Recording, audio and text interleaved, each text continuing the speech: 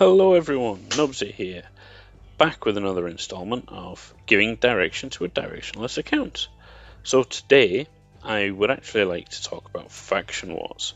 But before we talk about Faction Wars, I always seem to do this and get distracted and talk about something else before I talk about what I initially wanted to talk about.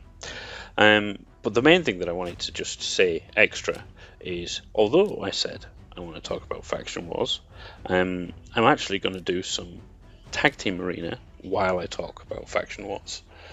So why am I doing Tag Team Arena before Faction Wars? Well, if you do 5 Tag Team Arena fights every day, you get an additional 6 keys for Faction Wars. So it makes sense, even if you don't have a real good team set up for Tag Team Arena. Try and pick out some fights you can win, refresh whenever you can, or even just lose a few fights in a row, and then tomorrow when you check, it'll be easier for you to actually win a fight. Now, I think I might actually win. Oh, can I win this one? Oh, this one might be a bit tough. But anyway, so I've made quite a bit of progress in Faction Wars already, and what I'll do in a minute after this fight is I'll actually go and show you exactly where we were when we first started. So let's hope we actually get through this and win this fight. Rathalos seems to be giving us a bit of a problem. I think, does he have a leech? Oh, he has. No, not leech. Oh, jeez, we lost. He must have had lifesteal and he was doing so much damage to us there. So let's hope we can win this last one so we get 2 out of 3 wins, because that's all you need to win the series of fights in Tag Team Arena. So hopefully we can take down this Rector Drath, because she's going to cause problems if we don't take her down. Oh, it's getting close. This is a tanky team again. Oh, can we do it? I'm not sure. Oh, Drath down. Just Taragi left. And there we go, we win. So, we get a couple of gold bars, and we get a win towards the 5 Tag Team Arena fights in the day.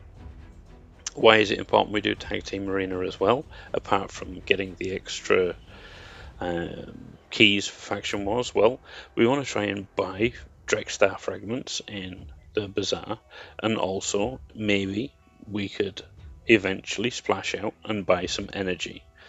So I'll cut now and we can look at where we were in Faction Wars when we first took over this account, and I'll be back to you in a moment.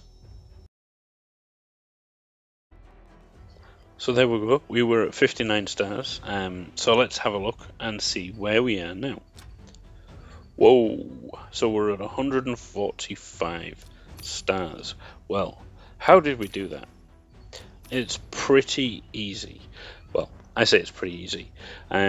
So for each Faction Wars, or for each day that I look at the Faction Wars day, the sheet for Faction Wars, I kind of pay attention to which crypt is opening in the next day. So for here, I can see Undead Horde is opening in 8 hours, and also so is Dwarf Crypt. So what I do then is I go to my champion screen, go to the faction, go to dwarves because they're coming up, include the Master Vault, and then I just put any gear. Now, what do I mean? I look for sets and I look for things to actually gear them in. Not really. I'm literally just kind of scrolling through, picking a piece of gear that looks kind of okay. So hit points, attack, okay. Attack, gauntlets, flat stats with speed and accuracy, put them on. I should have looked actually, so I know that this guy, he's a defensive kind of champ. He has a chance of landing provoke, but like he's not booked or anything. So if I can find a piece of gear that has accuracy on it, I'm going to equip it because we want him to maybe land provoke if possible. So yeah, that's what we're looking for. That's the kind of thought process behind the gearing. It's not actually, I'm not paying a lot of attention to it. I'm literally selecting pieces of gear that kind of look okay. And I'll go through that process for all of the champions that are there in like the first 5 champions in this faction. So as you can see, I put gear on. Well, I've put gear on 3 of the dwarves. I haven't put gear on the 4th and 5th. But then I only leveled it up to 12. 8. And that 12 piece was already at 12. So what I'm going to do now is wait till tomorrow, and then tomorrow I will run as many of those keys as I can to get as much progress.